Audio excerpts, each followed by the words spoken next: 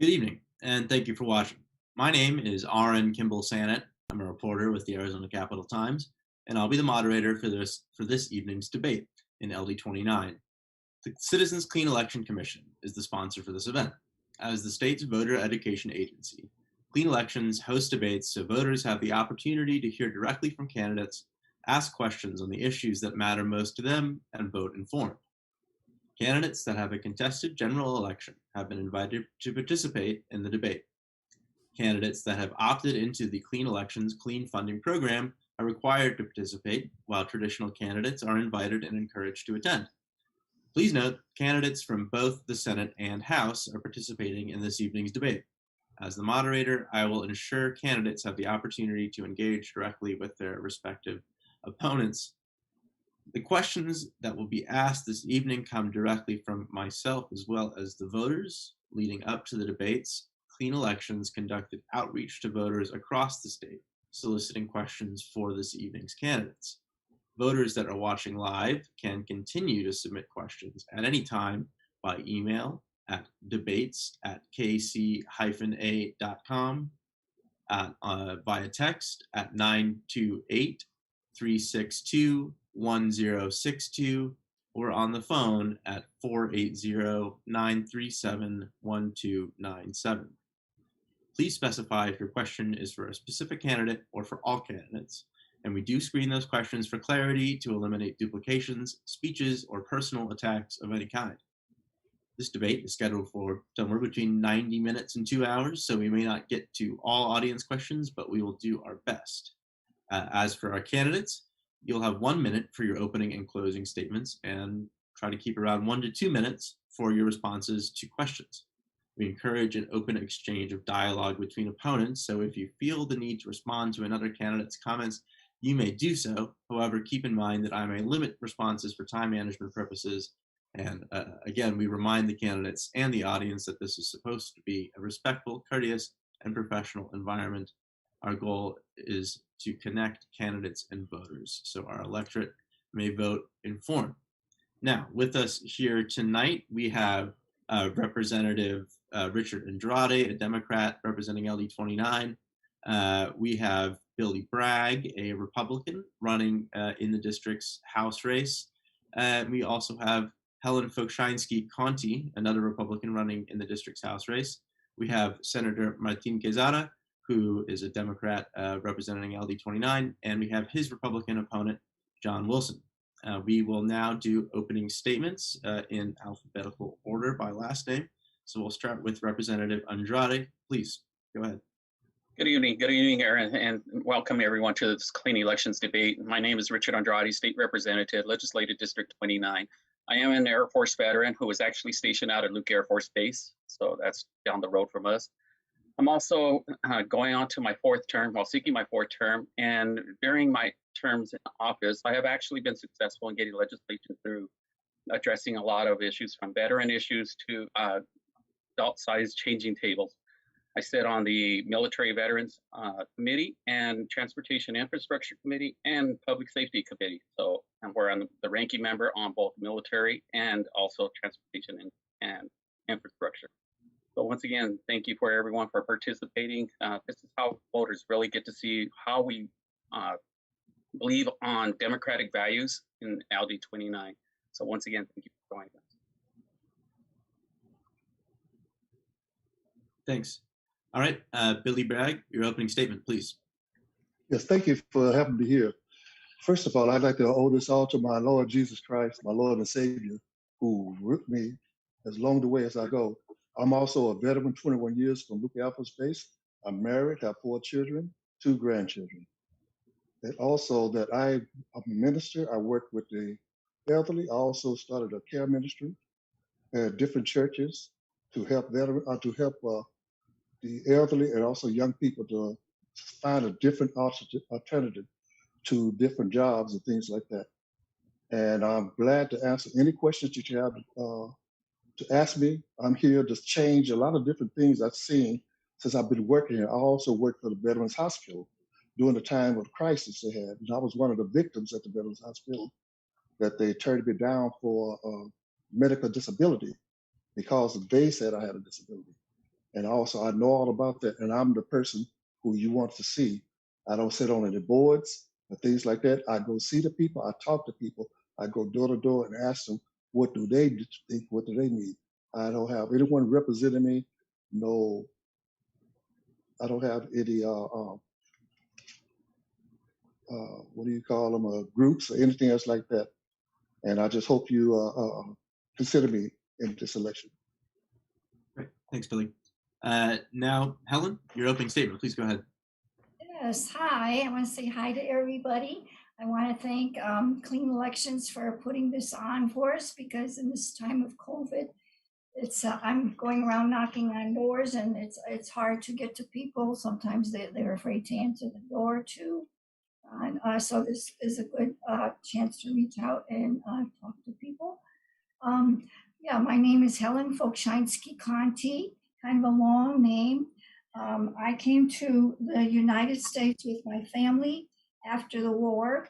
I was a baby. My parents both ran away from communist countries. My father was from Ukraine.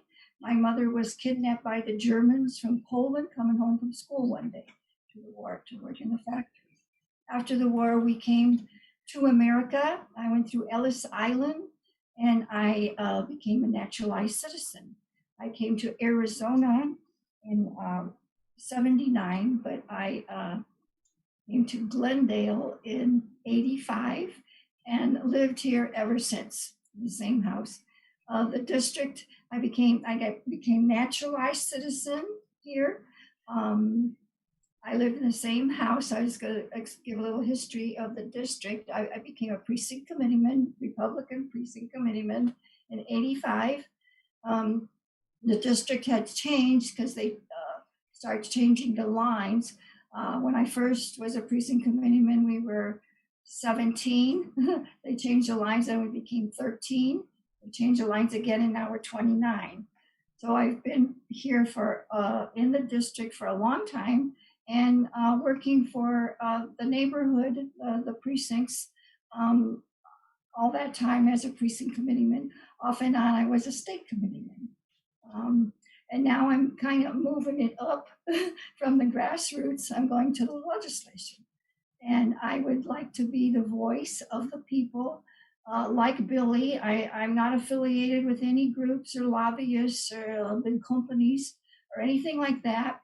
I ran a clean election campaign. And I'm knocking on doors, talking to people, asking what their wants and needs are. The big thing right now I'm noticing is kind of funny is on 55th Avenue, the neighborhood there wants speed bumps because they are drag racing. And so I'd like to ask for your vote. I'd like to be your voice in legislation. Great. Thank you so much, Helen. Thank All right. you. We'll now go over to the Senate side. We'll hear from Senator Quezada. Please go ahead. Okay, thank you, Arren. Good evening, everybody. My name is Martin Quezada. I'm proud to serve the people of Maryville and Glendale in LD29 as your state senator. I want to thank everybody who's participating tonight, Representative Andrade, Ms. Fokszanskyj, Mr. Bragg, and Mr. Wilson, and thank you to the Clean Elections Commission for hosting this debate. I believe in a value-based style of progressive leadership that gives the voters honesty, transparency, reliability, and consistency.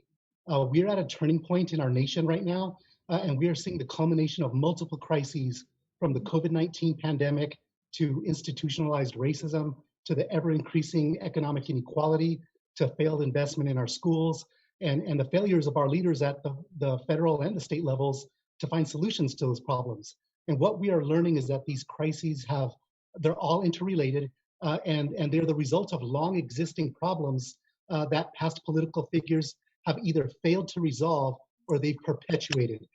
My ability to cut through all of that and focus on the values that our district shares has allowed me to become a recognized champion for healthcare as a human right, for a fully funded public education system, for reforming a criminal and justice system, empowering working families and small businesses to be successful, protecting our environment with an aggressive fight against climate change, and believing that we are a nation of immigrants who should all be treated humanely not locked in cages or forced to maneuver through a broken immigration system. So with all of these shared values, I'm just asking for you, the voters of LD29, for the opportunity to earn your vote on November 3rd. Thank you. Thank you, Senator. And now, Mr. Wilson, if you can go ahead. Thank you. I too appreciate the opportunity that the Clean Elections has given us. I have been in the district or in the area because the district keeps changing numbers, as Helen mentioned, but I've been in the area since 1961, graduated from all the local schools, Maryville High School, Cartwright Elementary School, and then up to Glendale Community College. The reason I'm running is because I want to focus on the local issues, and even though in the legislature you pass laws that affect everyone, they should be from the perspective of how it affects each individual. And that is my goal. The new issue that dominates all the news now, the COVID-19, illustrates a major problem that I think the legislature should address immediately upon January's opening. And that is that one man has way too much power. It shouldn't be that one person can declare an emergency and then basically take over the entire economy. I would propose that something more limiting, like if the governor declares an emergency, it also calls the legislature into special session. And they would have to, by majority vote, either concur with the governor or reject the governor's proclamation. And if they do so, it is null and void. That would give the power back to the people, at least through the legislature, and we wouldn't have one man rule making maybe good choices and maybe bad choices. The other thing that is, and my worthy opponent mentioned it, is the school system. It is failing our students, it's failing our society. And in LD29, it's basically a blue-collar working district, and a good education is their ticket to a better life, and we're not providing that. There are other issues, but those two are foremost. Thank you. Great, thank you, I appreciate it. All right, unless I forgot anybody, I think we are ready to get into questions. And I want to start with something from the governor's press conference today, which I like to do, kind of little current events. He was asked a question by a reporter about, at what point he would consider possibly slowing down the opening of the state because a couple of different benchmark categories were reporting increased numbers. And he said that his intention was for Arizona to be open and that he intended to keep it that way. I'm curious to hear from you guys, kind of whether that is the right course of action in your mind, or whether we should be not so gung-ho about continuing our reopening of the economy. And we'll stick with the alphabetical order for now, so we'll start with Representative Andrade. Yes, thank you, Arren, for that question. And when it comes to COVID-19 and everything, the reason that we shut down the state, per se, is because we didn't want to overwhelm our healthcare system. I mean, this virus, it was spreading fast. In the beginning of days of March, we were at 1 confirmed and 2 pending. And by the end of March, we saw where that exploded to and everything. And then we saw when the governor did decide to open up the state in May, what happened. Cases started rising again.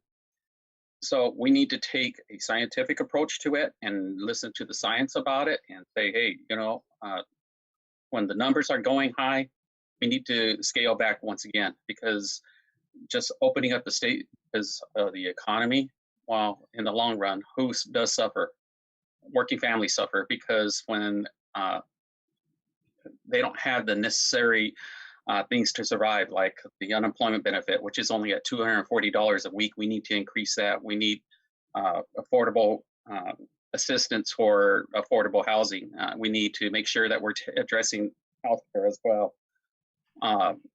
And something else we haven't discussed is child care subsidies for those working families where if both parents have to go to work because they're essential employees, they have to worry about their children. We need to make sure that we take care of them and start providing funding for child care assistance as well. So basically what Yes, I have a question on it. I mean, I have a statement on that. Well, what you just said, listen to the science. I remember the first debate we had, we was talking about the science, and also right there, we found out the science has been wrong 3 or 4 different times. Now, the last statement from the science, CDC, they was wrong in saying that the disease might be spread through the mouth. They said it was wrong. You don't hear it from the regular news. And as the representative just said, that the people don't have enough money. Well, President Trump gave the stimulus of $1,200. And also what I think of when you said Governor Ducey, he didn't answer the question. Where should it be opened up? We closed down the state wrong the first time. This is the first time in history that we ever closed down, we put a whole state in quarantine that with healthy people. You don't put healthy people in quarantine, you put sick people in quarantine. We didn't find out who was sick, who was healthy. We don't know how the virus is spread. We didn't know anything. So you close it down wrong. You close down the schools at the wrong time. Child abuse went up. Suicide went up.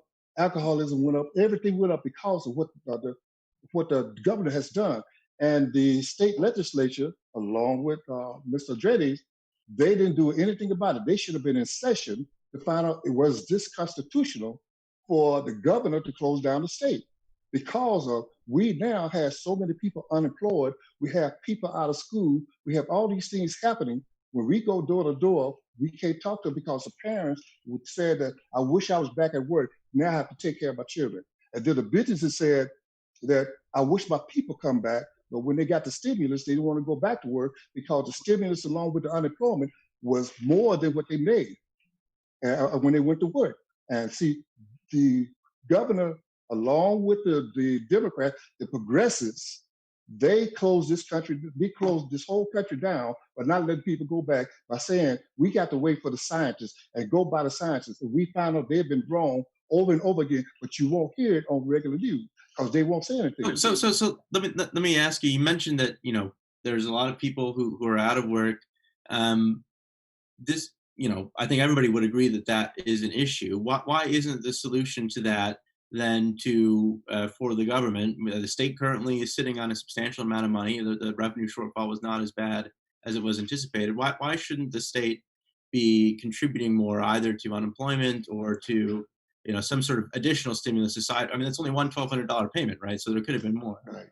But see, and what I'd happened? like to. Let him answer. Let me answer this. Let me ask you a question. Sure. Go ahead. For one thing, when people was out of work, we have the money for, like you said, unemployment, but it doesn't cover the bills, and they put everybody into a bag. They can't pay the bills. They can't pay anything. The governor said we're going to put a halt on collecting rent. Then you put the people who's in charge of the rent, who owns the building. Now you got them at stake. Every country if you look at every state that's blue, they have this problem. But every state that is a red state that's ran by Republicans, they are going back to work. They don't have this problem we have. We have news people and also the progressives scaring people, saying that the virus is up this way. This is how many people died. I asked the question, well, what caused them to die? Was it the virus or was it underlying health issue? But see, what the news is broadcasting is underlying health issue. I mean, what's the virus? But it's underlying health issue. And I brought it up about the Indian reservation was called a prejudice. But see, my father is Native American. And see, I know about that. And the thing is, when you have an underlying health, those the ones should be put in quarantine. Those the ones should be helping. But the ones who healthy, they should be working because the governor already set the pattern. He already set the standards of what to do. The social distancing and the 6 feet abroad, how many people should be in, but he still would not open up the businesses. And the company, look at the bars, now they're suing Governor Ducey on that. And see, that's what's happening now because of what he's doing. And also, I'm looking at this virus as a political virus. And that's what doing that. They want to hurt Trump by keeping things closed. But see, if you look at the stock market, if you look at everything else is up. And you got to look at other countries who are working, such as Wyoming, such as Montana, places like that. They don't have this issue. Every state is different. You can't make one size fit all. And that's what the progressives want. That's what the Democrats want. And they want one state and they want the government to take care of everybody. Okay, That's we're gonna let Representative Andrade get back in here. Representative, please go ahead. Yes, I like that he's blaming the progressives, but once again, we are a GOP majority-led state by a GOP governor. So to blame progressives for all the failures that are going on, well, let's look at the real issue. Who is in charge? The GOP Republicans. So that totally throws all that theory out the door because once again, let's go back to the science. Let's see what the science is saying. Let's see what the number of cases are going. We are on the rise again, which means, guess what? That means people are getting sick, and we need to expand testing as well. Making sure that we're testing, especially our essential employees, because believe it or not, somebody stated earlier that our district is blue collar. Well, guess what? They're essential employees. Many of them were continually going to work. So once again, and what's the bigger issue? Making sure PPE. I mean, when it came to masks, when it came to sanitizer, we need to make sure that we continue this and pushing. It's like me going to work without my steel toe boots on or my safety vest. No, this is a part of life that we're going to have to accept, that we're going to have to wear masks, that we're going to have to use sanitizer, and we're going to have to keep on protecting ourselves from this virus until we have a vaccine. That is totally wrong, sir. Because interrupted you again, sir. We're not going to do this. All right. You can't propaganda this because of this is what happened. Ever since we've been testing, yeah, they found people that had tested with the virus, but they didn't know they were sick. They wasn't in the hospital. The hospital have not been overran. And like you said, being progressive, if you know what progressive means, Woodrow Wilson style, you want to do everything by the government. And the government can't do it. We are a representative type state. And then she said, the state is ran by Republicans, but yet you, as a progressive liberal, you put a halt on everything. You don't want to agree with bills. You don't want to pass bills that will help the people. And see, the people want to go back to work. As the last debate we had, you said, no, we have to listen to the science. And as I said before, if the people pay attention to what the news is saying, if they go to the CDC website, they were said they was wrong when they said we all should wear masks. Even Fauci said I was wrong, and I spoke out of turn. Right now, you said the science has been wrong over and over again. If you want to put people back to work, you put notice to the people who had underlying issues, health issues. Those are the ones who are most vulnerable to it. But the people who was healthy, they are the ones who can get over it like it's a sickness, like a flu or something to them. This was my field in 21 years in the military, was dealing with biological warfare and things like that. I know all about this, and I've seen this, but you have, like I said, you progressives and Democrats has turned this into a political. We're gonna give our friends. All right, thanks. We're gonna give our friends in the Senate some time. Helen, we'll get back to you in a second, but I want to give them an opportunity because we've been on the House race for a little bit. Let's start with Senator Quezada. Kind of two things I want you to touch on. One, Ducey's statement that he wants to keep the economy quote unquote open now for the foreseeable future. And two, I want to touch on something that Mr. Bragg said. I mean, the Democrats have often taken, more so in the House, but have often taken a position of opposition to all Republican proposals, or most Republican proposals, at least the big ones. Do you think that there's a chance that maybe there was legislation in there that the Democrats could have supported that would have helped the state in its current situation now? I guess first, regarding the governor's statement this afternoon, I would say I completely agree with the governor. I mean, we all want our goal to be to have an open economy, to have everybody get back to work, to have all of our businesses get reopened and people start to make money again. That's what we all want. But the responsible thing is not necessarily to do that, especially in District 29.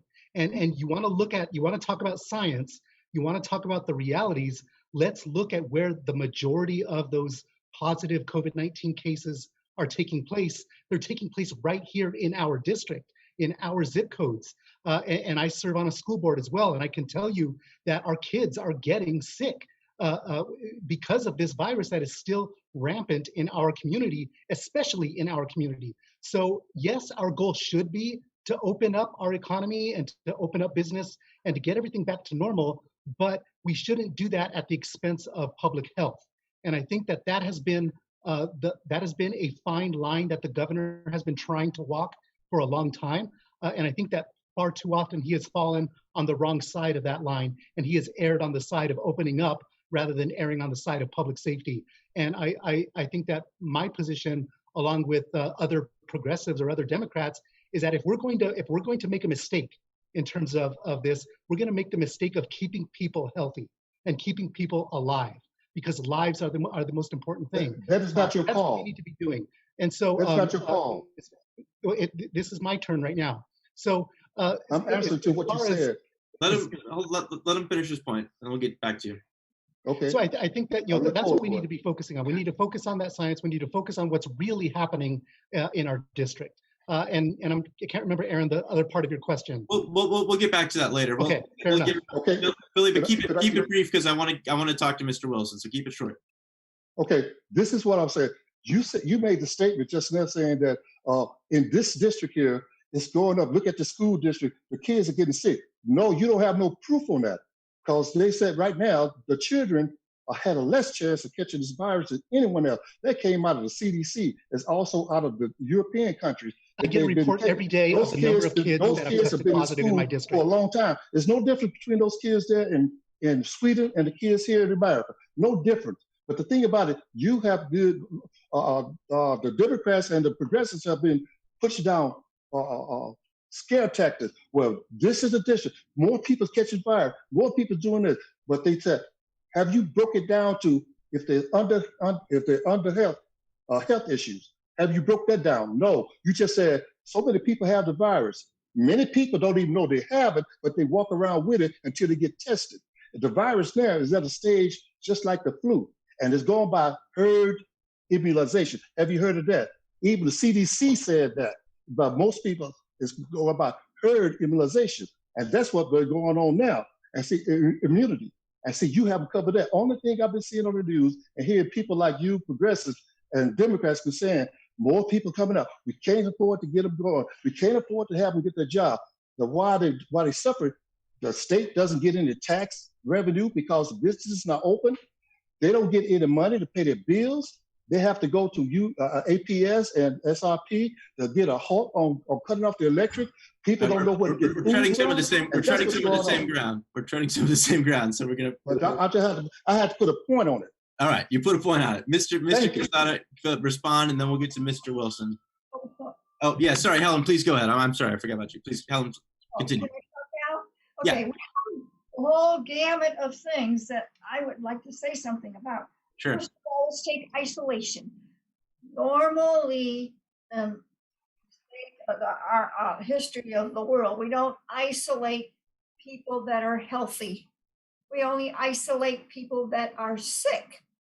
So when we went into lockdown, okay, that started businesses, people had to go home and stay there. Then all of a sudden, we got to pay the rent, but we're it was kind of fun coming home for a couple of days, but now it's payday and we didn't get a check. So then they got a stimulus. Okay, we got a stimulus, and then we opened up again, and now we're paying people to stay home. They were making more money sitting at home than to go back to work. They were making like $800 on unemployment, when they were making a minimum wage working. So a lot of people didn't want their jobs back. They're sitting on unemployment. So, and also it was the small mom and pop stores and companies that had to close down. I know I was knocking on doors and had to go to the bathroom, and I went to Walmart, and they were busy. I thought, wow, there's nobody's closed down here. Or look at Home Depots. They're busy. Everybody's at home. They're fixing their houses. So it seemed like it was the small mom and pop businesses that were closed down. We're hurting the people that are really out there trying to make their American dream. And then they don't want to go back if they're making more money on unemployment. So we're paying people to stay home. Let's see the next thing. That was the shutdown. We couldn't shut down. When was it? In I think 10. The government kept threatening to shut down the stock market, and people couldn't do it. It was like committing hara-kiri. couldn't do it. And here we did. We basically shut down. When we went home for those months that we basically shut down.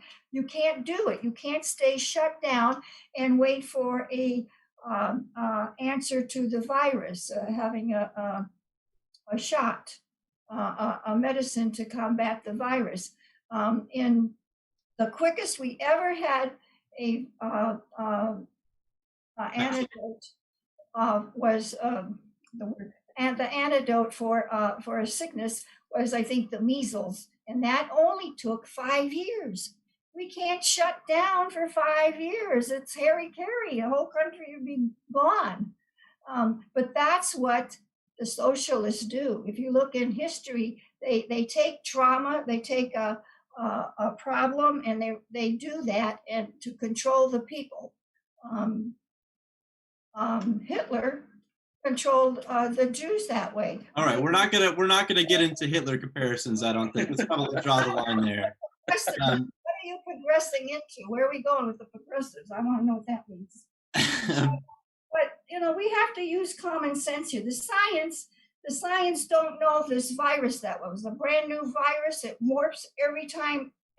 Every time it hits another generation, it morphs into something else. So we are in a learning stage on this virus. The science don't know it yet. Okay, we're learning, so we can't depend. There's nothing that is 100% here. All right, I think we've probably hit this topic pretty well on the head. Sorry, we didn't get quite everybody, but I do want to move on. I'd like to say a couple things. Oh yeah, sorry. Please go ahead. Okay. You were next to my list for the next question. Okay. Well, to answer your question, yes, I think we should open up. We should get back to work. The only places that I'm aware of that really did it right were Sweden and South Dakota. In Sweden, they never shut down. They didn't even bother to wear masks. And today they have herd immunity. There seems to be a real problem with risk aversion, and life is risky. You try to do the best you can and mitigate the circumstances as best you can. And it's very difficult to take all the many different factors and come to the right conclusion. Hence the reason I don't want one person to be making all the decisions. But a lot of people tested positive and were never sick.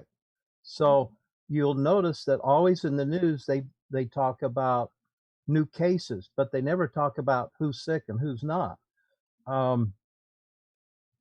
I think they've made many bad choices. And I think everybody would agree with that. Different things with different parties, but we're a free people, and you should be able to decide for yourself what you are going to do. And they've never made a good case that by going back to work, you would cause somebody else to be sick. They make the accusation, but they certainly haven't been able to back it up with science. So I guess my question on the last point is the implication that there's no evidence in your mind that there's contagion with this virus, that if a person who was sick went back to work and transmitted it, that's not possible? We don't want sick people at work. I mean, that's just common sense. Right. But the virus can be asymptomatic in one person and symptomatic in another, right? So even if you Correct. But doesn't that then there's no science that says an asymptomatic person is also getting other people sick. That's right. Arren, I'd just like to close out with this discussion. Okay, let's move on then to the next. Sure, yeah, keep it quick though. 200,000 dead in the United States. Okay, that was quick, and I think he made his point. Yes, but how many of those 200,000 died because of COVID-19? The CDC says 6% at the most. Exactly right. Yeah. That's science. Yeah. That was the science. All right, I'm going to take advantage of the silence here. We talked about special sessions a little bit. I want to get back into this, and I want to start with Mr. Wilson here because it sounded like this was an issue that's sort of near and dear to your heart. One of the special session proposals that Republicans came up with was to limit the governor's emergency powers. That legislation didn't get done, but still something that they might return to in January.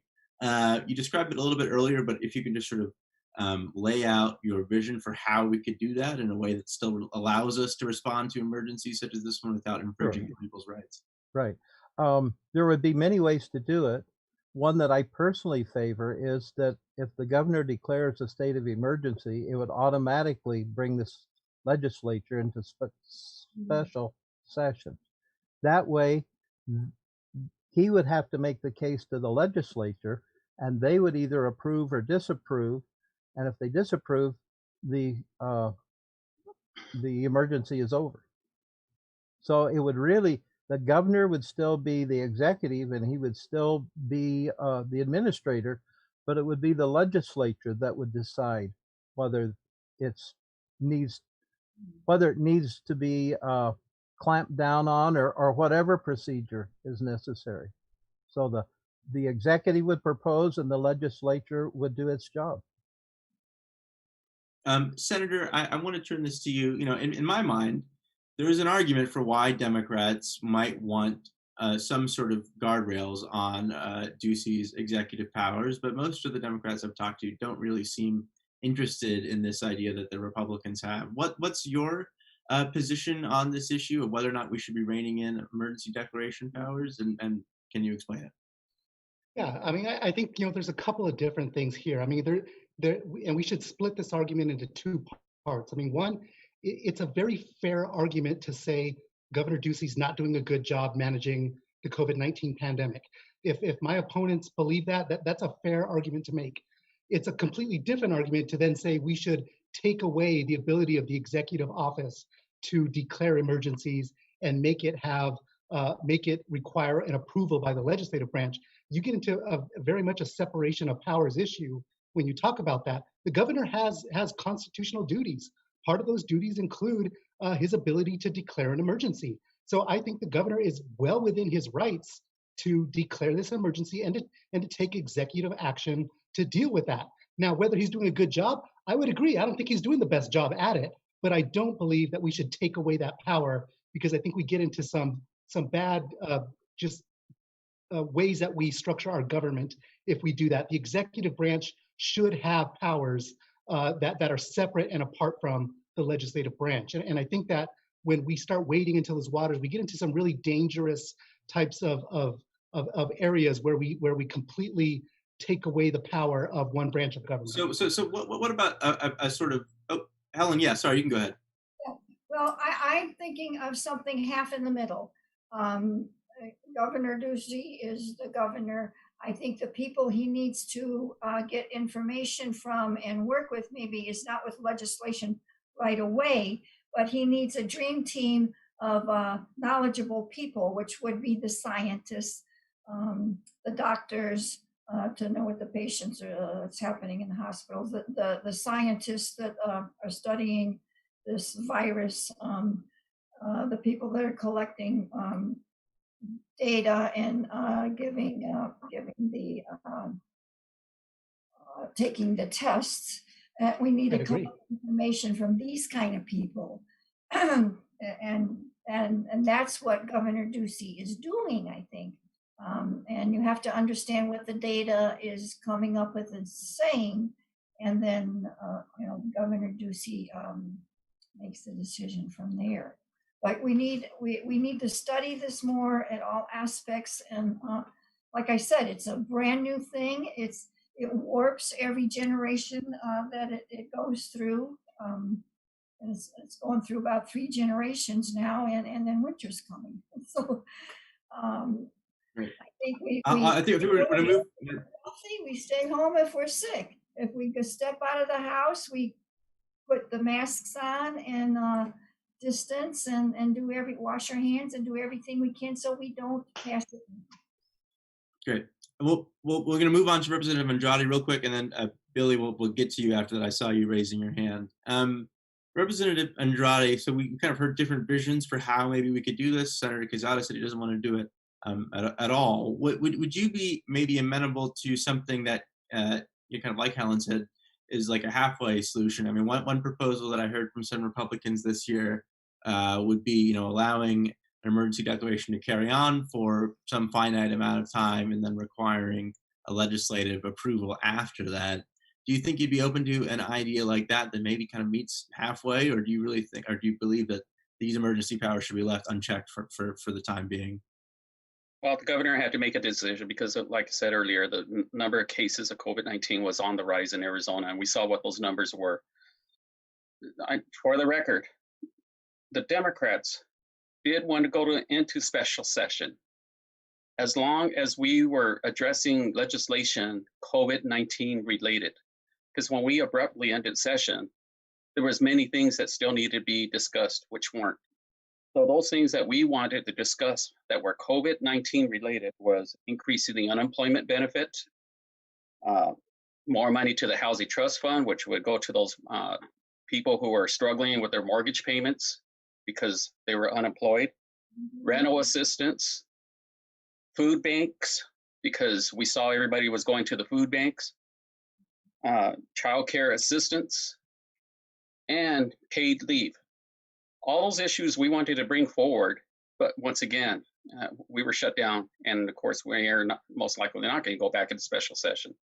We got to be careful what we do, because when the legislature says we want to go into special session and they dictate that we're going to go into, anything and everything under the sun can be introduced under those conditions. And we saw an example towards the end of session, a piece of legislation which was releasing liability from businesses. So basically a business could have put a bottle of sanitizer in the middle of the room and said, here you go. Those were the kind of protections that they were trying to pass to release liability from businesses. And in the meantime, what was going on? We saw the cases rising. So for the record, we wanted to go into special session as long as it was COVID-19 related, not anything else, just COVID-19. Because families are struggling, and they're continually a struggle because of this pandemic. Got it. Billy, I saw you raising your hand. If you want to jump in. Yes, I want to say something about that. For one thing, the governor must prove his case. He must look at the people, like the experts, like the doctors at the hospital. As I noticed, my wife worked at the hospital. She said that the emergency room was not crowded like they said it was. The nurses had nothing to do because there was nobody there. Another thing happened, people with collective surgeries and things had to wait, which caused them to have more problems when they had to go in because the doctors would not see them. There's other things that the governor should have took into respect.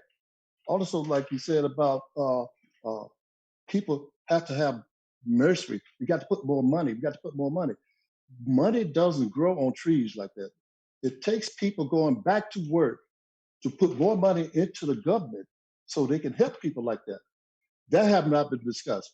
Also, I remember that it was a bill that the small businesses and most of the businesses in Maricopa County, they wanted a bill introduced to where the people, their business would not be held accountable just in case somebody come in and be sick.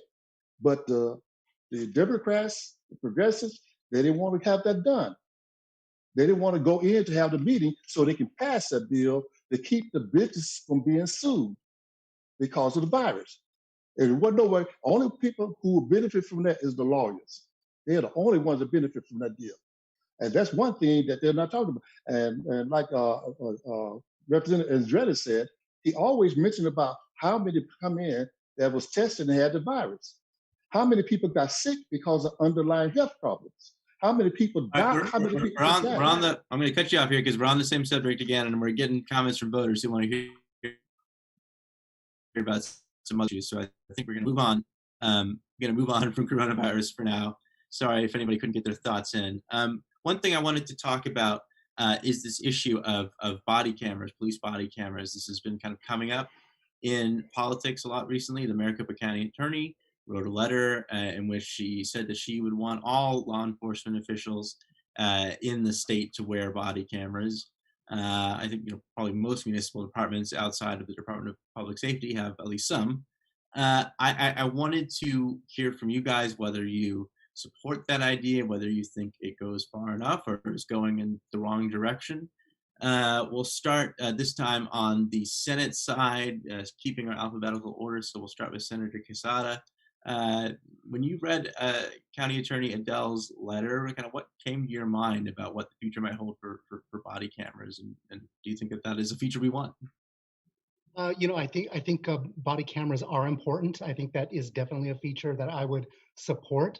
But to say that that's going to solve all the problems and that's going far enough, that it doesn't come close, and it won't ever come close to solving the problems that we have with law enforcement. But yes, especially in the case of Dion, who was killed by a DPS officer recently, the fact that those officers were not wearing body cameras could have added to the case against them, could have added to the fact that those officers could have been indicted if we would have been able to see what actually happened through that body camera or body cam footage. But I will make it very clear: a body cam is not enough to solve what are really some structural and massive problems in the way we have structured law enforcement in our state and in our nation. So body cameras, yes, but there's a lot more we need to do.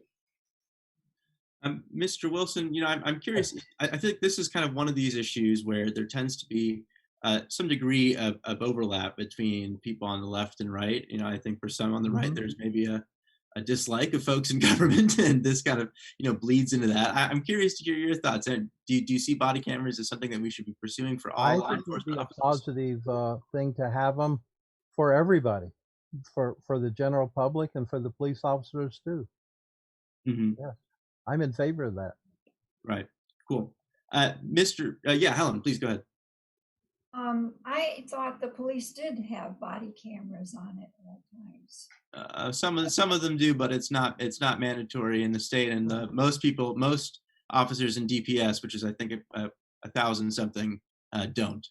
I would think it'd be good for their own protection too. The other thing I think they need to add in the police department somewhere along the way, even if it's just one that kind of hangs out at the department to talk with any of them about how to deal with people that are maybe a little bit mental, I don't know if they would ride with them in the car, but to talk over cases and how things were handled and how things could have been handled differently if they knew that they were a mental case. And also how to defuse if somebody's adrenaline is running and they're scared and this guy is terribly violent and they're overreacting and they're sitting on his neck. The other policeman standing there with his hands in his pocket, like, how many more minutes we got here? That he should have said something. Hey, go get out of here. Go get a cup of coffee. I'll take over. So how to recognize better training. Yeah, how to recognize if the policeman's going off, too much adrenaline running and can't control himself, and if they're dealing with a mental case. Billy, you raising your hand. Go ahead. Yes, the body cameras is a good idea, but the major problem is not with the police officers, not with the training. Police officers are trained to do a specific job, such as like the senator was saying about Dijon, the guy that got shot on the freeway. He was on the freeway, passed out. I don't know if it was because of drugs. I don't know if it was because of alcoholism. But the thing with that problem was the police officer had to do that. That was his job to do that. And if you go back and look at it, when you go to the review board, they'll find out the police officer was right. But the major problem is that people do not respect police officers. They don't respect the authority of them. Think about it. Do your fighting in the court, not out there on the ground. That's what I was taught when I was coming up. Now these people today are fed by Antifa, by BLM, Black Lives Matter. These people right here going around saying the police officers go around killing black men. If you look at the statistics, black on black crime is higher than anything else. How many police officers kill black people because of whatever incident they got in is not even that high. And another thing, no fathers in the homes. That's the biggest thing right there it is. No fathers at home, especially in the Black community. They don't have any fathers. They don't have anybody teaching them respect. They don't have anybody teaching them how to respect authority, how to be accountable for what they say. That's why the fear come in. And also, like I said before, the police officers are not out there being psychiatrists and psychologists. They're out there to do a job. They're out there to arrest you. If you did something wrong, you step over the line, don't argue, don't question, you just do what you do. Not many churches are doing it, not many organizations are doing it, explaining to the young kids, this is what you do. And then I blame it also, if you care so much about that community, where are you people at? Going into communities tell you, if you see a police officer, be respectful. They're here protecting you.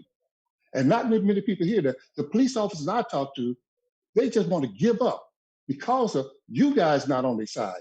You coming up and saying they need more training, they need more this, they need more that. You're not on their side. Only ones on their side are people who've been robbed, who've been assaulted, and things like that happen. Neighborhoods, they're the ones. But you're so high that you are not there for them. You want to criticize them because your base, who is BLM, who is Antifa, those are people who you were nowhere around when they was protesting downtown. Where were you guys?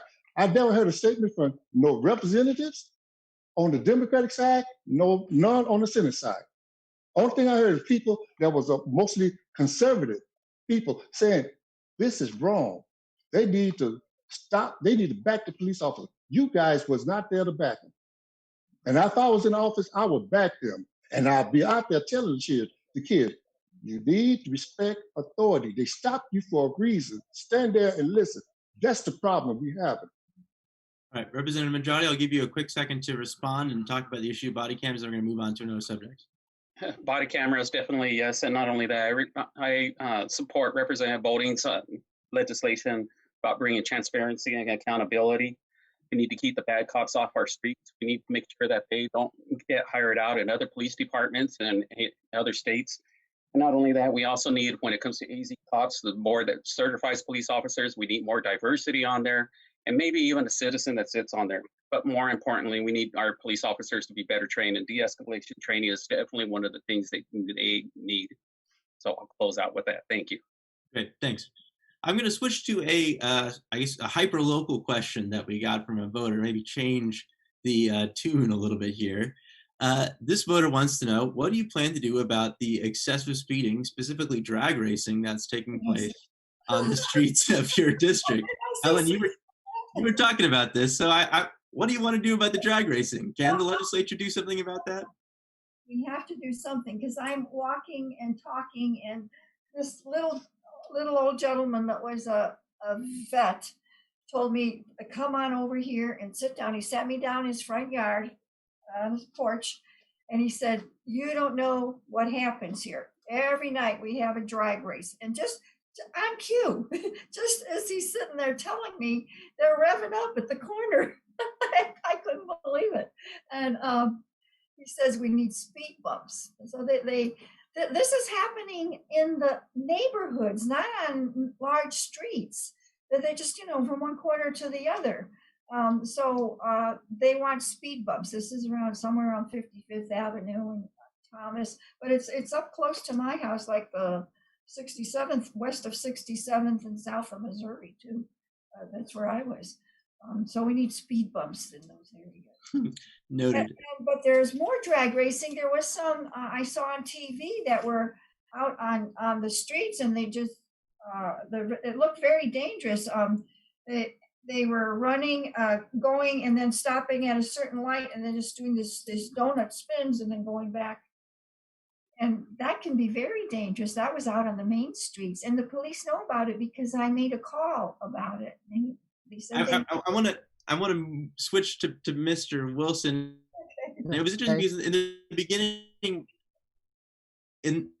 sorry, I broke up for a sec. In the beginning, you were talking about wanting to localize state politics, and this is kind of one of these local issues, probably something that a city or town council would handle most of the time. But I think it's kind of interesting from a philosophical standpoint. As you said, the state legislature deals mostly with statewide issues. how do you localize state politics or the state legislature without it just becoming, lots of pork barrel and earmark spending for small projects? Well, I went through this in the neighborhood where I live too. At the corner of 59th Avenue and Thomas, every morning it backs way up, at least prior to COVID-19. And people would cut the corner and go through the residential area and speed about 40 miles an hour through the residential area. So a group of us tried to get speed bumps put in, and they have formulas, and it's a sliding scale of how much it will cost the neighborhood. And the bottom line was it was going to cost our neighborhood $1,500 a speed bump. Well, the legislature could appropriate money and go ahead and use formulas so you're not wasting the money. And they put up traffic counters and speed, so they really had the data. And ours was medium bad, they said, and that's why it was $1,500 a speed bump. It could have been $5,000 a speed bump, but ours was bad enough. The worse the problem, the lower the price. And they give you that kind of a break. But we had to walk the entire neighborhood, get petitions signed, and so many people had to sign it. And then each person that lived on each side of the speed bump had to okay that it was all right at their junction of the property. But there was a lot of red tape involved. And in the end, in a blue collar neighborhood, that was more money than we could raise. So we didn't get speed bumps, and they still go through at 40 miles an hour every morning. Thanks. And there's kids lining up to catch a school bus. Yeah. No, it sounds dangerous. All right, well, this is a nice little reprieve, but we're going to move back on to some other issues. I did want to get that question answered. Another voter question. A lot of folks are wondering about the two big ballot initiatives that we have upcoming this year: the Smart and Safe to legalize recreational marijuana for people 21 and older, and Invest Ed to raise taxes on high earners for public education funding. Both of these have attracted obviously a lot of controversy. We'll start with Smart and Safe. Again, this is marijuana legalization for recreational purposes. Representative Andrade, do you support Smart and Safe? How would you go about legalization differently if this was something you had control over, maybe? I definitely support it. I mean, 207 is, let's really take a realistic approach to it. How many people are being incarcerated for minor marijuana consumption or possession? Our prisons are being overcrowded with people just because of minor consumption or minor possession of marijuana. So what are we going to do?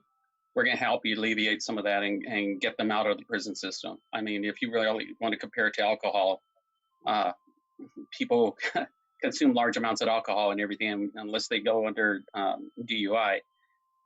Basically, consume it in your own home and everything. So I've always supported that.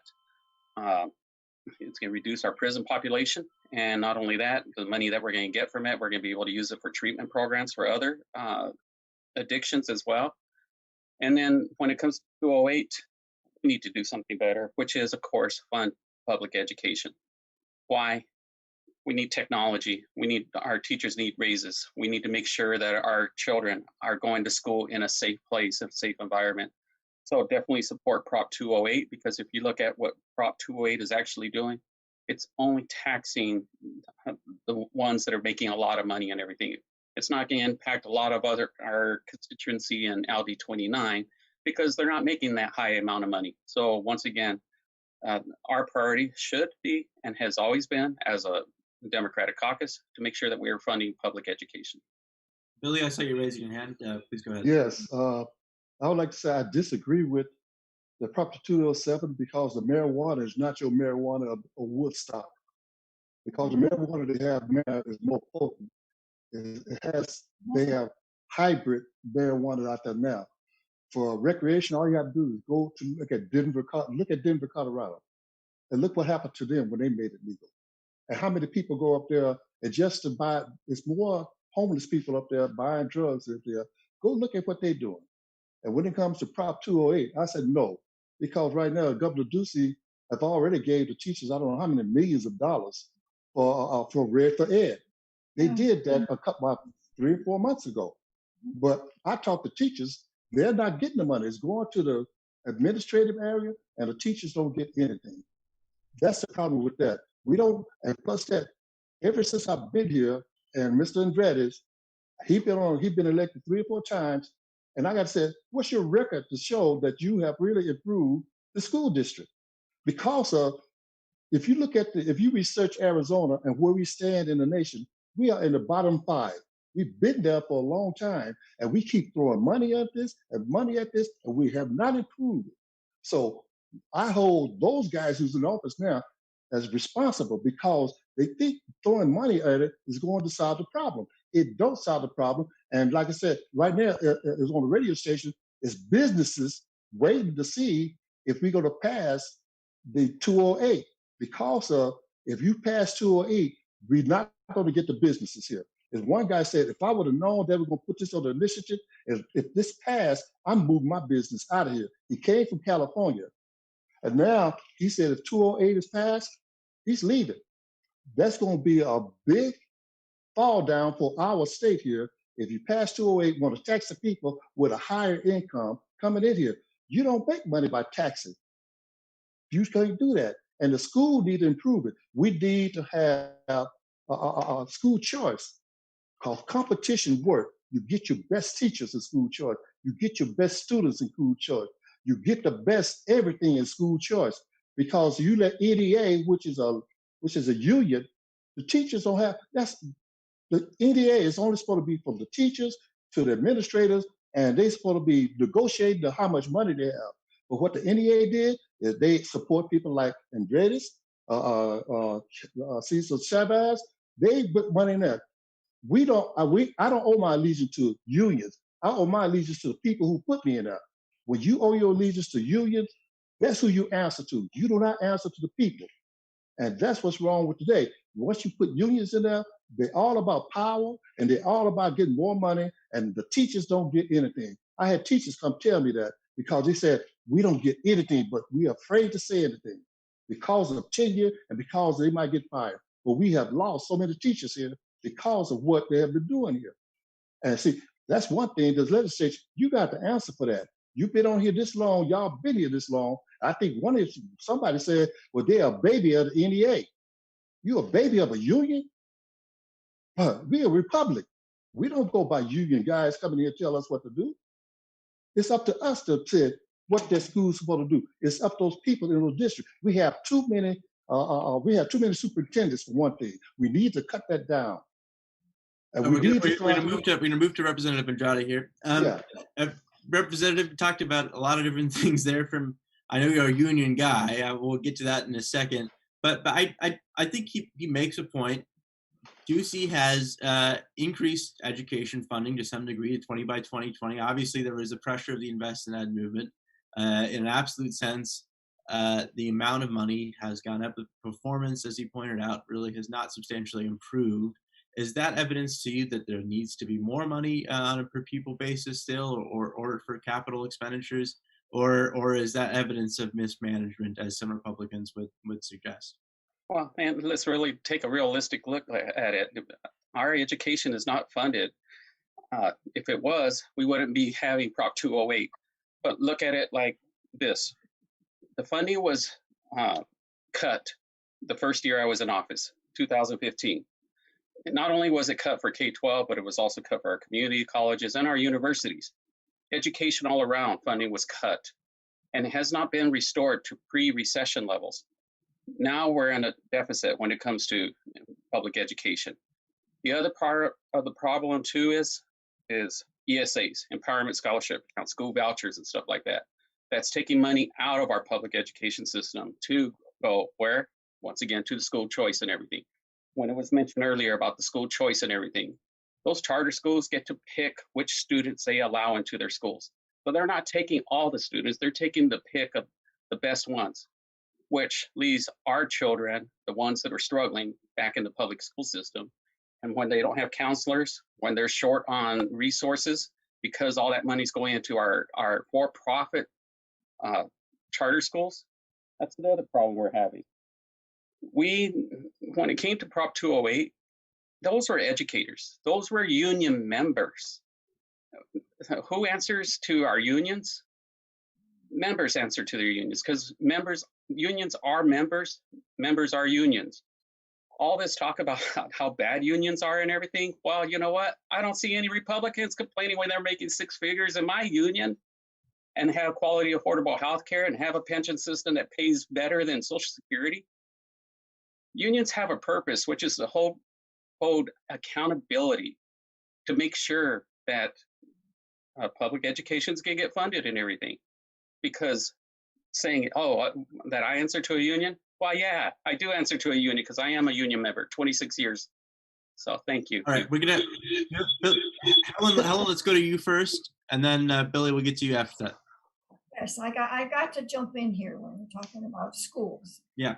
I want to bring it down to the level of what really matters. It's not the buildings, it's not the unions, it's not the teachers, it's not the principals and the staffing.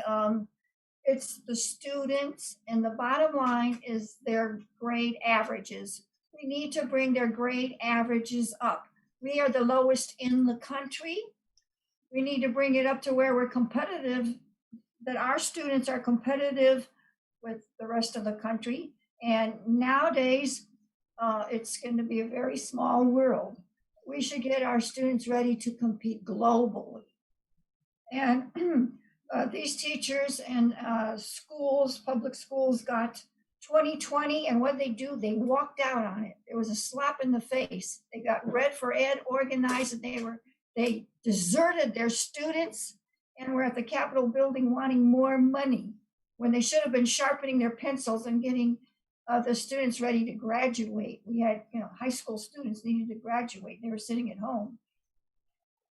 So I think we need to bring the attention down to students, and their grade averages need to come up before we give any more money. And I don't think we need to be afraid of charter schools. That's a good way of bringing the standards up.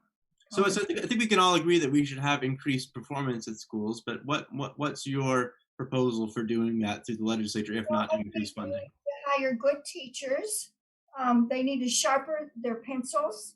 I know they have a lot of tools in teaching and how to reach the different students, and they have to go to school. Right now, they're all playing hooky and calling in sick. Students are there, but the teachers aren't. The nurses, we got nurses and doctors that are in the front lines fighting COVID virus and trying to help. And we got teachers wanting more money, wanting to get paid while they're calling off playing hooky, like saying sick, they're sick. I think they deserted their students. If a nurse or a doctor did that, they deserted their patients, they go to jail. And I think we need to look at that a little more. If a teacher is calling off sick, goodbye, and then we look for teachers that really want to teach. Yeah, maybe they can teach, they can't go out at night, they have to stay home. I'm in the nursing field. I have to stay home at night. I don't go out carousing. I wear my mask. I keep myself isolated so I can go to work. And if they really can, I think we'll let Billy butt in here for a second because he was raising his hand. Billy, if you want to go ahead. Okay, for one thing, like Representative Andrade said, that he's a union man. It's all about the unions. They make the decision. Unions did that, but he left one thing out of the equation. One thing he left out is parents. Parents and the student is worth so much money for the school, per school. And he said something that the charter schools take the best students. They don't take the best students. The parents carry them there to that school because they see that the federal schools are not doing their job, so they carry it to a charter school, which does better. And if that kid said that I'm not doing anything in the school, they're not teaching me anything, blame that on that union. Those union teachers who have tenure, and they don't have to worry about being in competition because of the union. Now, charter schools are doing good because they're the ones who get reputation. They're the ones who giving these kids, they're being magnets for these kids who want to learn. And the kids who don't want to learn, let them be in an alternative school ran by the unions if you want to. Let them go to another artillery school, and don't hinder those kids who want to learn.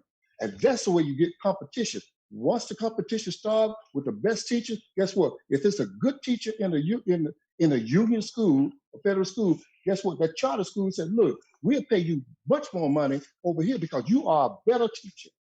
And you know what? They'll go over to a charter school. Now the union can't do that because they don't look for better school, because the union keep all their teachers in line. Everybody vote for the same thing. Everybody represented Andrade. They don't represent the children, nor do they represent the children's parents, because each one of those children, what, $12,000 a kid? When the charter school get it, that money goes with them. And that's one thing that the public school are afraid of. If that child is pulled from the public school, that money goes to the charter school, and they're doing a better job. If more competition in Arizona, we wouldn't be at the bottom 5. We would not be there, because competition what builds the people up, builds the kids up, builds the teachers up. Union does not do that. You keep you at bay, and that's what been the problem. So, all right, we're gonna switch over to the Senate side here. It sounds like we basically have two entirely opposing views on sort of the role of the government in public education. There's a sort of competitive model, as Mr. Bragg is espousing, and one where there's broad-based funding. Mr. Quezada, articulate your position. I mean, what is the reason that, Arizona has a reputation for its low educational performance? It has for a long time. Funding has ebbed and flowed in that time. What is the reason that broad-based public education funding, an increased level of public education funding, will improve performance, will improve our lives as a state? I think the first thing we have to consider is that, all of these other talks about unions and charter schools and too much money going to administration and principals and superintendents and too many superintendents, all of that stuff is a distraction from the fact that we have cut billions of dollars from our public schools. We are at a situation now where the only solution really is more money.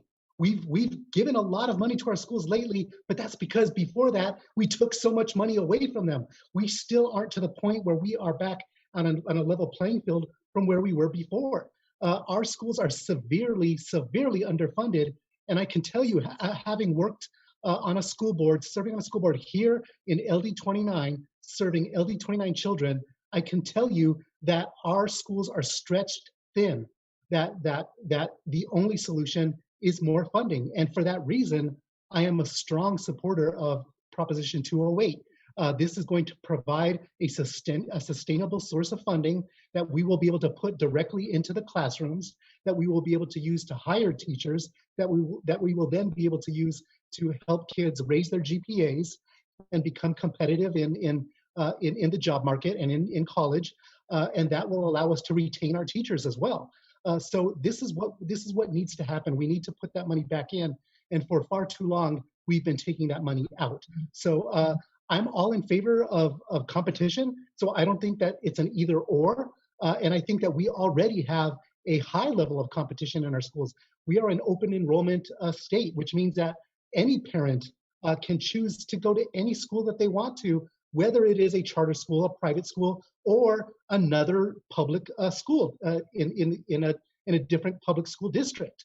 That type of open enrollment is all of the competition that we need. We don't need more school choice. We've got more school choice than is even possible right now. School choice is already a thing here. So arguing that we need more of it is just distracting from the real issues. And the real issues is that we need to invest, and we haven't done that, and we will be able to. I'm actually gonna let Mr. Wilson talk, because you're. Oh, I just wanted to say one thing. Well, you've said quite a lot, and you're not running against the senator. It's just one school. I want to tell them that the best public school that you can go to, where the students are, is go to any base or post that's ran that had a military post. Those are the best students because they have parents who teach discipline. Those are the best public schools you can go to. That's all I had to say. Okay. Mr. Wilson, Yeah. Assuming you want to argue the case for this more competitive model, Yes. why isn't broad-based funding the solution? Well, there's less funding from the state legislature, but by and large, that's been made up through property taxes. If you look at total revenue, the schools have a lot of revenue. It's coming from different sources. So I wouldn't argue that the state has not always provided as much, but it was made up for. We've done within the Republican Party, we did quite a bit of study about school finance. And the truth behind all that would use up way too much time to go into, but I'd be happy to supply the information. The funding is not really the issue. Billy's speaking about parental involvement is huge. And anywhere you see parental involvement, you will see achieving students. And you see that all over the country. You remember the Democratic administration under President Obama cut the choices right in Washington, D.C. The people there wanted school choice, and he cut it out. And I very strongly believe that the tax money came from the parents. It should go back to the parents, and they should have the right to choose what school their kids go to. And they will choose wisely. Sometimes people say, oh, people in working neighborhoods or minority people, they won't choose wisely. They'll spend it on themselves. I don't believe that at all. I think the parents want the best school for their children, and they want their children to have a successful life more so than they themselves have had. Great. We have one more question here that a couple voters sent in, and actually one that kind of surprised me, but it seems like people are intent on asking. They're asking about medical aid in dying, or maybe assisted suicide as it's more commonly known. They ask if you support medical aid in dying here in Arizona, allowing a terminally ill adult the ability to obtain a prescription for a drug that would allow them to die with dignity. Interesting question, not something that gets a lot of conversation around the legislature. We'll stick with our alphabetical order. Representative Andrade, do you have any thoughts on the issue? Yes, that is a piece of legislation I co-sponsor as well. So I strongly believe that if somebody has a terminal illness and knows that they don't want to go through suffering and pain, that they should be given the right to do that. So I definitely support that issue. Ms. Fokszanskyj-Conti, do you have any thoughts on assisted suicide or medical aid in dying? We have hospice. That's what hospice does. I'm in the healthcare. That's hospice. We already have that in place. I don't understand. I think this would be allowing you to take a chemical or a pill that would end your life at your own discretion in order to not prolong your suffering. I'm pretty sure is the proposal. Yes, that's what it is, Arren. Yeah. Okay, so I think I'd be against something like that. Anybody else have thoughts on this issue before we move on? I'm supportive. Okay. I feel like I'm doing a roll call vote here. I don't support it. Huh? I don't support it because President Trump signed a bill said right to try. And if there's any kind of medicine out there that will prolong their life, let them try it. Then after that, I just let to have our parents or either the person director said, let's try right to try first before you try anything. Okay. I think that yeah, Mr. Wilson, Just to please go weigh ahead. in, I think I would oppose a bill to commit suicide. Great. Okay, I think we've covered a fair amount of ground here, from COVID to the economy to assisted suicide. Unless anybody else has any burning things they want to get off their chest, I think we'll move on to opening statements and wrap things up. Does it sound good to everybody? Good. All right. Mr. Andrade, we will begin with you for closing statements, and we'll move on from there. Yes. Once again, I'd like to thank everybody that's watching and has been viewing this debate this evening, because there are some clear differences, and you're going to have to make some choices this evening. That choice is to elect a Democrat, progressive Democrat, who does represent our veterans. And I am a union man. And not most importantly, I am an essential employee who has to work during COVID-19. The difference is every morning I do have to get up and go to work. And on top of this, I do the legislative job. I represent working families because who better understands the struggles we're facing? COVID-19 has exposed what really we should be discussing, which is paid paid sick leave, and paid time off.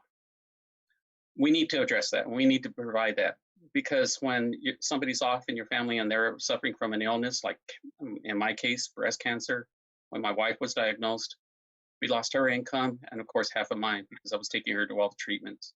Those are things we need to really highlight because of COVID-19. We need to take care of families, working families, because when it comes to education, I've always believed a gateway is our union apprenticeships to a great trade. Why? Because it's what we call earn while you learn.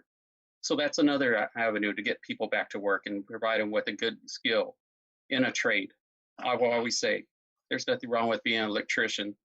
And now that you know the schematics and how to read schematics, let's go back and reinvest and say, hey, now you can become an electrical engineer because you got the basics down.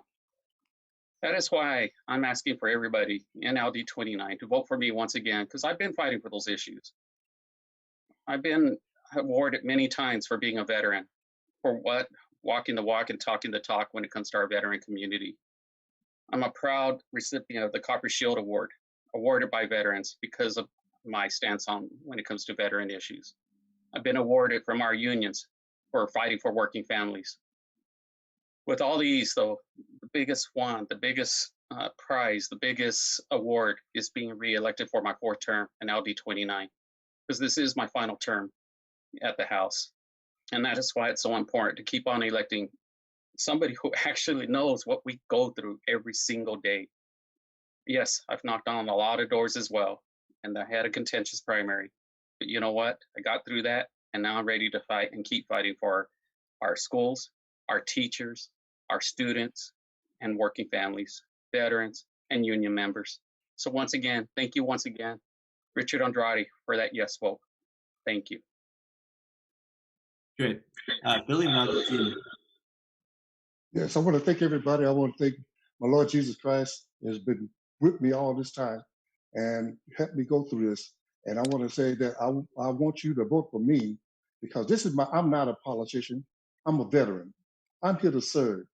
What a lot of politicians forgot that they are elected to serve. They are not elected to be over everything. I owe my allegiance to the people. I do not owe my allegiance to a union, nor do I owe my allegiance to a particular group or anything like that. I represent you. I represent you for any problems that goes on.